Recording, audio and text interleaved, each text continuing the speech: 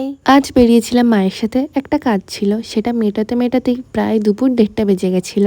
তাই খিদে পেয়ে যাওয়ার জন্য মাকে বললাম চলো একটু মোমোতে যাই। দুর্ভাগ্যবশত ট্রেনটা 15 মিনিট পরেই ছিল, যে কারণে ওখানে বসে আর খাওয়ার মতো কোনো সময় ছিল না হাতে, তাই পার্সেল করে নিয়েই চলে আসলাম। দাদারও আজ কলেজ ছিল, তো এক্সামের জন্য তাড়াতাড়ি ছুটি হয়ে গেছিল, তাই ও আমাদের সাথে একেবারে মিট করে নিয়েছিল। সারাদিন তো ঝিমঝিম করে বৃষ্টি লেগেই ছিল, কিন্তু বাড়ি আসার পর নামলো এক বিশাল বৃষ্টি। বিকেল বেলার দিকে তানিয়া আর কোয়েল আমাদের বাড়িতে একটু এসেছিল। ছাদে গিয়ে আমরা কিছুক্ষণ সময় কাটানোর পর আমি বললাম চ আমার হাতের পাস্তা বানিয়ে খাওয়াই তোদেরকে। আমি আমার হাতে বানিয়ে খাওয়াবো বললেও খাটনি আমার একদমই হয়নি।